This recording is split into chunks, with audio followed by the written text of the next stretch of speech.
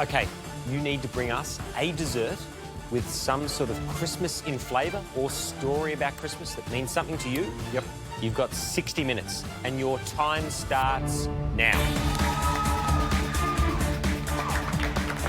I look over at that pantry and think I have to theme something around what I had for Christmas this year. I was looking at the spices and the dried fruits and I thought, well, I don't really have time to make a pudding, so I thought of ice cream pudding. The ice cream is now in the churner. Up next, I move straight onto my tempered chocolate.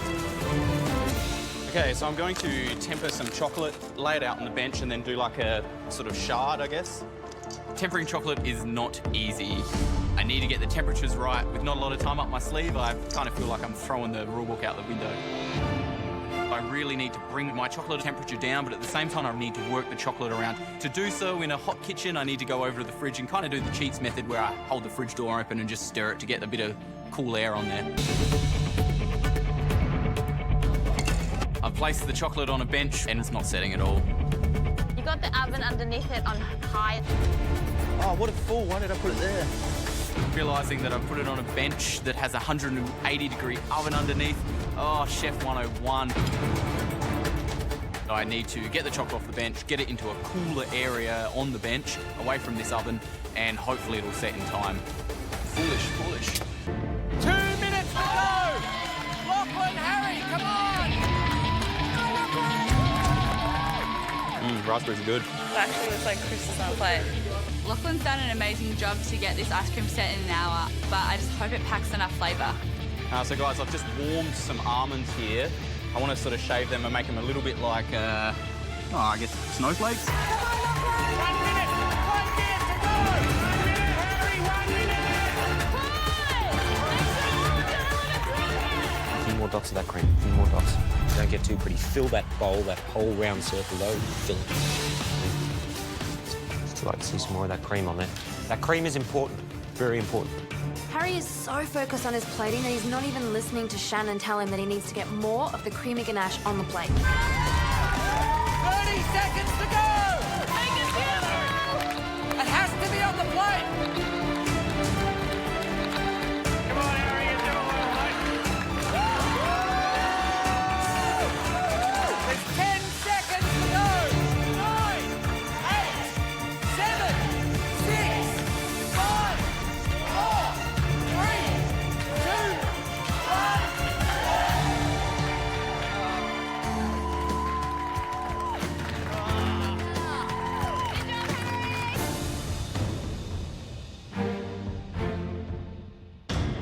Well, there's a surprise. I think every indication was that Harry was going to go savoury. He's picked sweet for his challenge. It'll be interesting to see what they've done. Let's bring the first dish in.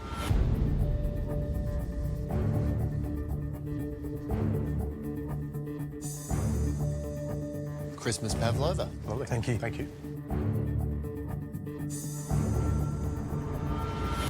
That looks amazing, doesn't it? And berries. Yeah. And cherries. Fantastic. I'm very, very excited. I think the real question is the sweet going to be balanced with enough Tartness. tart? Yeah.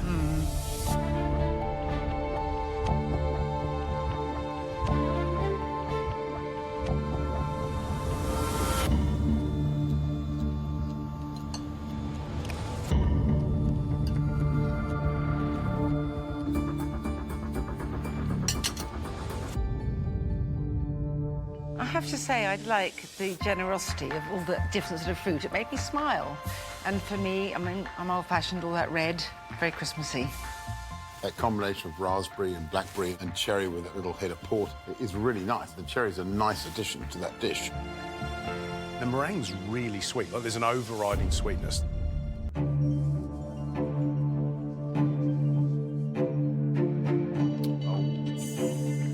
Australian summer, Christmas pudding with fresh berries and tempered chocolate. Yum. Yum, yum, yum, yum. Look at that. The idea of an Australian Christmas pudding and that looking fresh and light and white, it looks spectacular. And I think it's a really, really clever idea. Can't wait to see how that splits open, George. Yeah.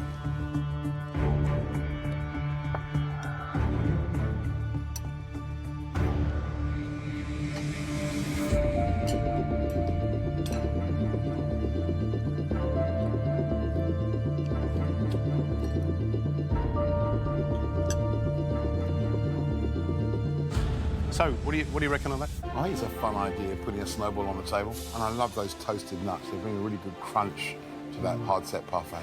Well, for me, it's just that little reminder of Christmas. So it's light, it's summery, but there's that little reminder that you're at home and that smell of spice and fruit. I think it's subtle, I think it's sophisticated. I love the idea of that little sort of nut snow that's on the top of the dessert. And those shards of chocolate, delicious. The only thing it's missing is brandy. I think it needs some booze in it.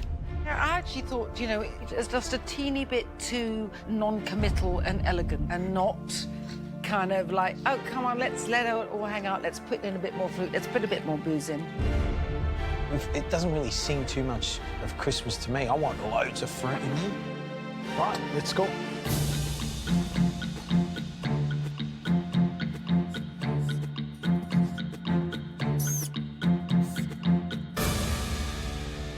Well, it's tight. I mean, there are pluses and minuses and both, and not an awful lot in it. Standing here right now, I'm genuinely thinking I could be in trouble.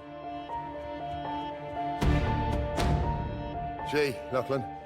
Close.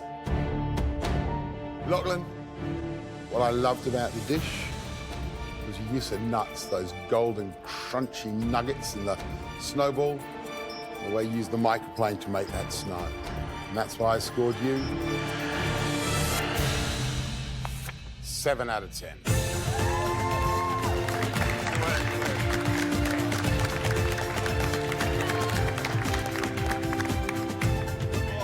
Thank goodness for that, Lachlan says, huh? Yeah, difficult. You know what, don't forget that these guys have been doing it for a few weeks now, so they're used to that timing, and it is slightly different from that professional kitchen. We really appreciate the fact that you've taken time out of the restaurant. Hedley Farm is honestly one of our favourite restaurants in Australia, and you're doing an absolutely brilliant job, a superstar. So we hope to see you again soon in the MasterChef kitchen. So thank you, Lachlan. Appreciate it. Thank you. Pleasure, great work. Cheers, mate. What an amazing experience being in the MasterChef kitchen. I'm pretty inspired meeting these guys that are potentially entering the industry, and they've already got such good understanding and good skill base. I'm totally stoked that I won. I felt the challenge, I felt the pinch, and I'm kind of happy about that. I go home with my head held high.